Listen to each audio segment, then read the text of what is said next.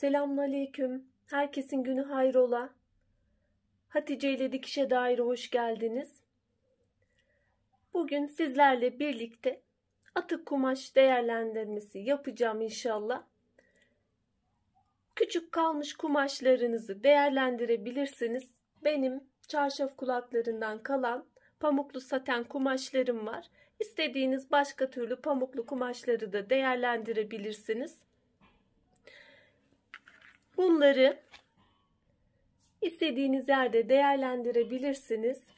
Piko yapabilirsiniz, minder dikebilirsiniz, yastık yapabilirsiniz, bohça yapabilirsiniz. Ben seccade yapacağım. İstediğiniz şekilde kullanabilirsiniz. 12 santimlik 12'ye 12 kare aldım. Yerleştiriyoruz. Çizerek de çizmeden de kesebiliriz. Çizdim. Şimdi çizdiğim kısmı kesiyorum.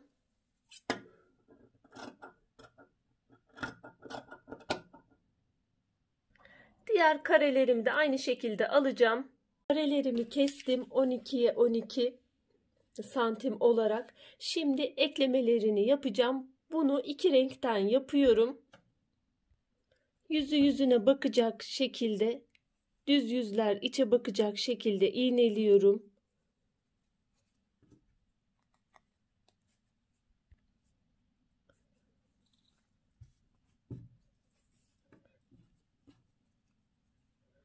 Aynı şekilde devam ediyorum yan yana. 7 tane kare yapacağım.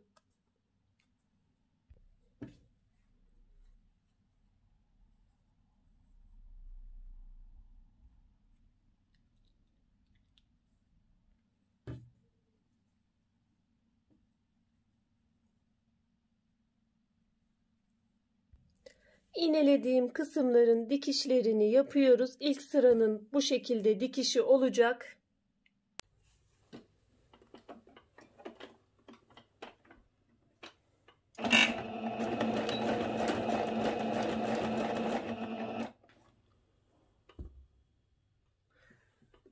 Bir makine ayağıyla dikiyorum.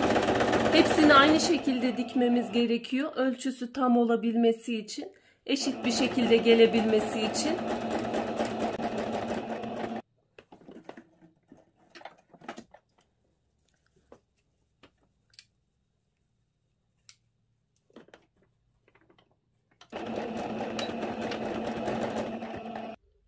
Bu şekilde şeritlerimi tamamladım. Burada şeritlerimin bir sırada 2 mavi başa geldi. Bir sırada 2 beyaz başa geldi. Şöyle bir kaydırma yapmış gibi oldum. Çapraz şekilde gelecek. Şimdi bunu da yan sıralarımı da bütün sıraları bu şekilde tamamladıktan sonra yan sıraları da eklemelerini yapıyorum. Şöyle dikişi dikişe denk getiriyorum. Ona dikkat edeceğiz. Kesimde ve ilk dikimde dikkat etmemiz gerekiyor. Aynı şekilde aynı ayar dikeceğiz. Bir makine ayağıyla dikmek garanti.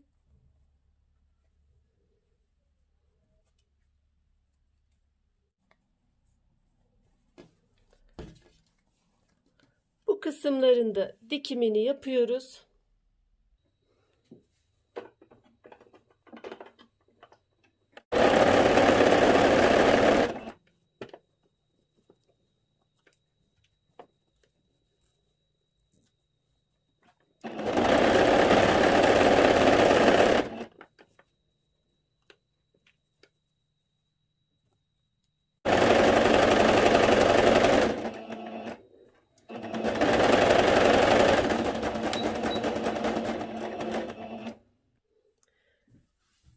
Eklemelerin çoğusunu yaptım. Şimdi buradaki diğer eklememi de yapacağım aynı şekilde.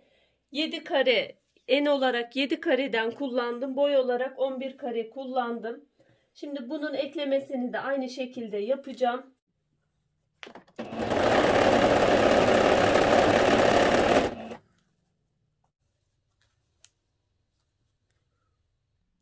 astarı için pike kumaşı kullanacağım. Eğer sizin böyle kalın kumaşınız yoksa normal astarlama yapacaksanız elyaflı şekilde yapabilirsiniz. Elyaflama yöntemini de gösteren videom var. Açıklama bölümüne ilgili videoların linkini bırakırım.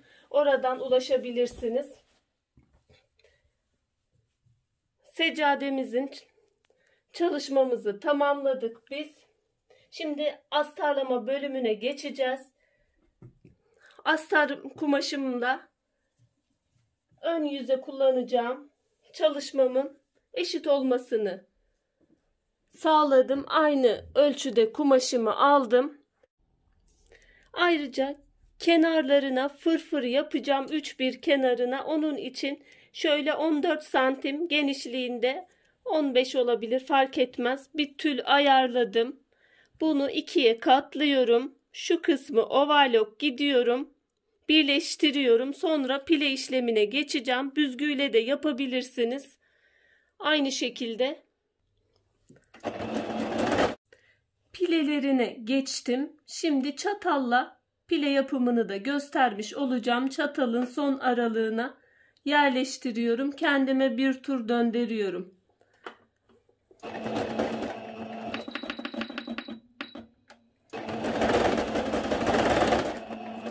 Aynı şekilde istediğiniz aralıkta yapabilirsiniz. Şöyle sık pile isterseniz direkt hiç boşluk bırakmadan şöyle çatalı diğer pileye doğru sıkıştırabilirsiniz. Aralıkta bırakabilirsiniz. Ben bir çatal pile yaptığım pile şeklinde bir çatal aralığı da bırakıyorum.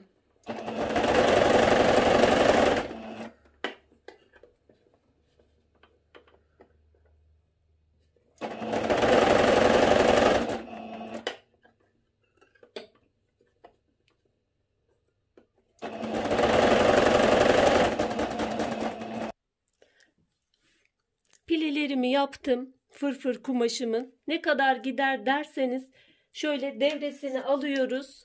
Yaklaşık 2 katı kadar fırfır için kumaşa ihtiyacımız var. 2 katında biraz geçebilir. Kıracağınız pileye de bağlı. Ortalama olarak benim bu şekilde yaptığım gibi yaparsanız 2 katı olarak kumaş yeterli geliyor. Fırfırı yerleştirmeye başladım. Kenarlarından direkt yerleştiriyorum. Fırfırın düz yüzü üst kısımda kalacak. Çünkü diğer yüz tarafa doğru düz kısım olması gerekiyor. Burada her iki tarafta benim fırfırım aynı ama ona dikkat edin. O tarz fırfır yerleştirecekseniz astar kumaşına fırfırın ters yüzü gelmesi gerekiyor. Geliyorum köşeye kadar. Sonra şöyle bir dönüyorum. Çaprazlama yapıyorum. Şu şekilde devam ediyorum.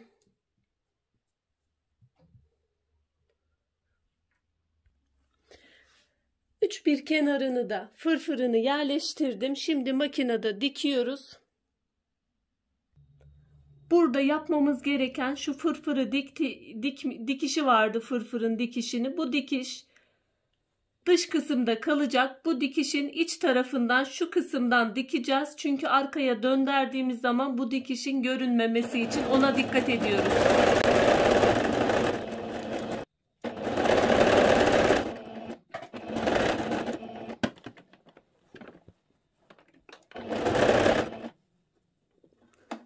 Şu içte kalan kısmı iğnelemiştim. Burada dikişimize tutmaması gerekiyor. Orta kısmın fırfırı, ona da dikkat ediyoruz.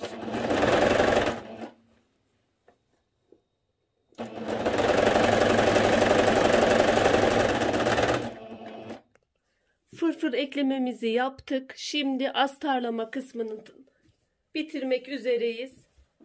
Çalışmamızı yaptığımız çalışmayı astar kısmının düz kısmı, ön kısma yapacağımız çalışmanın düz kısmı, yani yüzüne bakacak şekilde yerleştiriyoruz.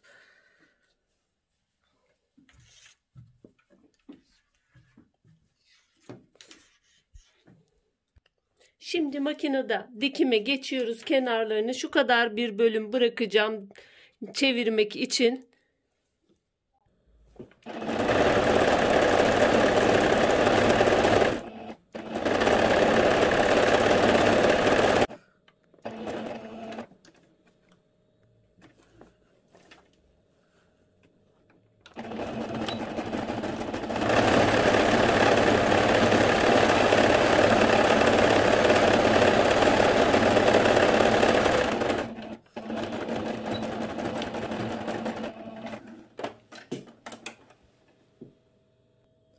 Boş bıraktığım kısımdan döndürüyoruz.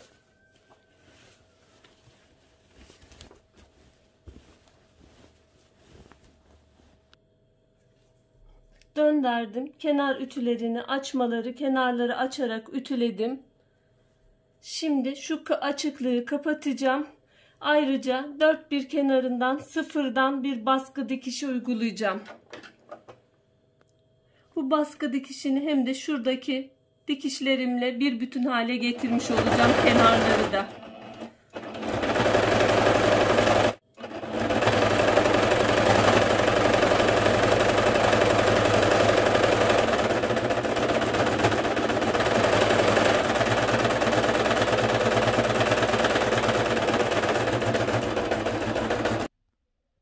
Şöyle yakından gösteriyorum. Yan spor dikişlerini de sıfırdan bitirdim. Pamuklu saten olduğu için biraz yansıma yapıyor. Olduğundan daha da güzel. En olarak 74 santim geldi. Boy olarak fırfır hariç 113 santim olarak da boyu. Kenarlarına beyaz tülden fırfır yaptım.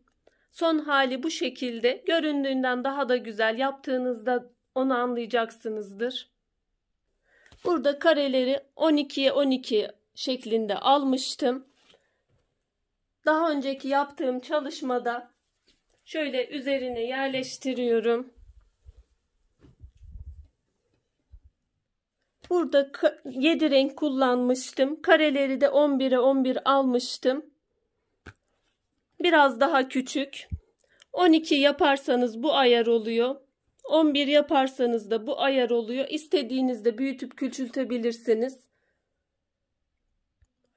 Umarım faydalı bir çalışma olmuştur. Şimdiden yapmak isteyen, denemek isteyen arkadaşlara kolaylıklar diliyorum. Allah'a emanet olun. Hoşça kalın, sağlıcakla kalın.